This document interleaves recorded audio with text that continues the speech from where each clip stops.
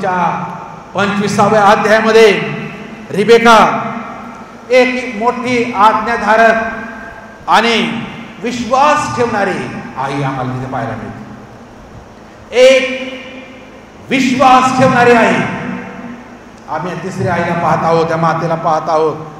आम्ही बघतो या 25व्या अध्यायामध्ये इसहाकाने त्याच्या सेवकाला तिच्याकडे पाठवलं आपल्या मुलासाठी. आणि आम्ही बघतो जेव्हा आता पूर्ण ही गोष्ट आपण पाहणार नाही, आपल्या सर्वांना माहिती आहे. तर आम्ही बघतो जेव्हा रिबेका गर्भवती झाली तेव्हा तिच्या गर्भामध्ये बाळांचा संघर्ष सुरू झाला पोटामध्ये. म्हणजे तिला 2 जोडी मुलं होणार होती. आणि देव म्हणतो की तुझ्या गर्भात 2 राष्ट्रे आहे आणि तुझ्यापासून 2 लोक वेगळे होतील. एक जो आहे तो दुसऱ्यापेक्षा बलवान होईल, मोठा होईल आणि मोठा लहानाची सेवा करेल. पहिल्या जन्मलेल्या मुलाला फार मोठा मान होता, लेकराला मान होता. प्रॉपर्टीचे पण हिस्से करत असताना पहिला जो असेल त्याला 2 भाग दिले जात होते, मग बाकीच्यांना काही काही दिले जात होते. पहिल्याचा मान फार मोठा होता, आशीर्वाद फार मोठे होते.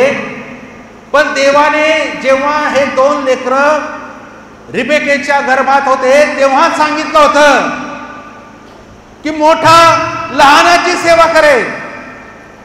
आणि आम्ही त्या रिबेकेला दोष देतो जी आई विश्वासू आहे. बघा, मी या आठवड्यात ती स्टडी करत असताना मला ही गोष्ट समजली.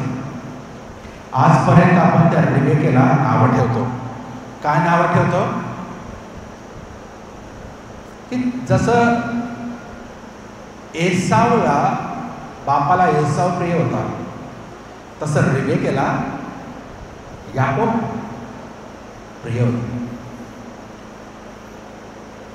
परंतु आता मोठे वारसाचा आशीर्वाद जेव्हा इसहाक एसावला देणार आहे असं समजलं तेव्हा रिबेकेने एक आयडिया काढली. तिने लोकराचं कातडं याकोबला पांघरायला लावलं. कारण एसाव हा केसाळ होता, याकोबाला केस नव्हते, डोक्यावर होते, शरीरावर नव्हते. आणि जे आशीर्वाद एसावला मिळणार होते या आईने ते आशीर्वाद तिच्या लहान मुलाला म्हणजे याकोबाला मिळवून दिले.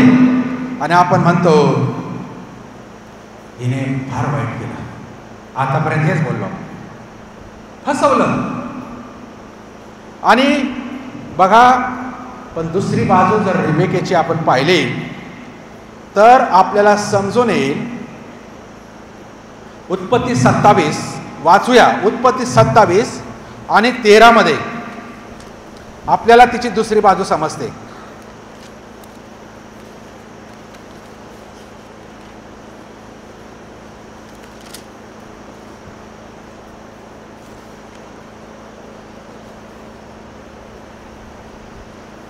याकोब म्हणतो तिची आयडिया ऐकल्यावर 12 पासून, माझा बाप मला कदाचित चाचपून पाहिल आणि मी त्याला ठकवीत आहे असे त्याला दिसून येईल, मग आशीर्वादांऐवजी शाप मात्र मला मिळेल असे याकोब त्याच्या आईला म्हणजे रिबेकेला सांगत आहे.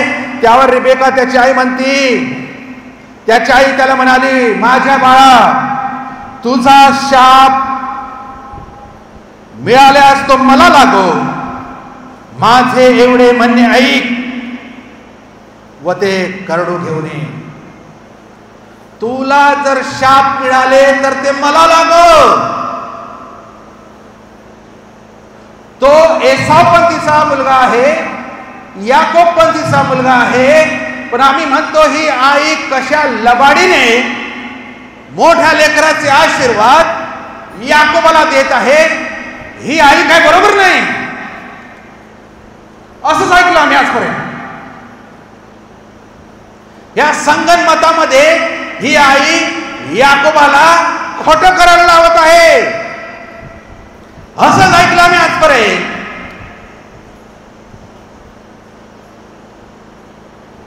पण ह्या ठिकाणी ती म्हणते, तुला जर शाप तुझ्यावर जर ते आले तर ते माझ्यावर का असं म्हणाले? कारण रिबेका अशी म्हणाली, मला वाटतं जेव्हा ती गर्भवती होती तेव्हा देवाने तिला सांगितलं होतं की मोठा लहानाची सेवा करेल. हे देवाची योजना होती आणि लहान मोठ्यावर प्रबल होईल आधीपासून होतं. इसहाक विसरला, रिबेका ही आई विसरत नाही.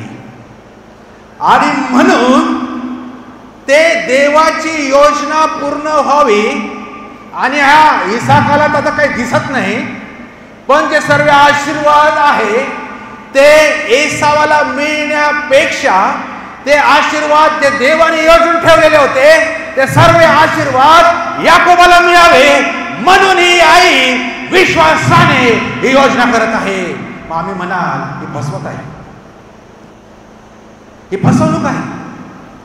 पण प्रियांनो, देव चांगल्या आणि वाईटाच्या पलीकडे देवाच्या योजना असतात. आम्हाला छोटीशा 4 शब्द लिहिल्याने आम्हाला कळणार नाही ही स्टोरी, खूप स्टडी करावं लागेल याची. पण ही अशी आई आहे जिचा हात दुसरी बाजू कधीच मांडण्यात आलेली नाही. तिची बाजू नेहमी फसवणाऱ्यांमध्ये गणली गेली, पण ती देवाची योजना तिच्या गर्भामध्ये हे 2 राष्ट्र असताना जे देवाने सांगितलं होतं तेच ती तिचं काम करत आहे. आज हे आम्ही विसरून जातो. म्हणून ही एक आई आहे जी आईने विश्वास राखला. इसहाकाला समजलं नाही या गोष्टी, पण रिबेकाला माहिती आहे. तिने मनात जपून ठेवलेले आहे जे देवाने सांगितलं. अशी आहे जी विश्वासाने प्रियांनो देवाच्या योजना पूर्ण करत आहे. परिस्थिती वाईट आहे, परिस्थिती विपरीत आहे, तरी ती विश्वासाने सर्व गोष्टीची वाट पाहून, विश्वास ठेवून, देवाचा विश्वास ठेवून आपला प्रपंच, आपला कुटुंब विचारी ती चालवते. अशी आई जिचा विश्वास तारीफ काबिल आहे, जिचा विश्वास, जिची दुसरी बाजू याची दखल आम्हाला घ्यायला हवी आहे. ती फसवणारी नाही, ती लबाड बोलणारी नाही, तर ती देवाची योजना पूर्ण करण्यास तिचा सहभाग बघा, तिची कमिटमेंट बघा. देवाचे वचन खोटे ठरायला नको. दुनिया इकडे तिकडे होऊन जाईल, देवाचं वचन पूर्ण व्हायला पाहिजे असा विश्वास बाळगणारी आहे रिबेका आहे. आम्हाला ती आज सांगत आहे विश्वास आम्ही राखला पाहिजे. चौथी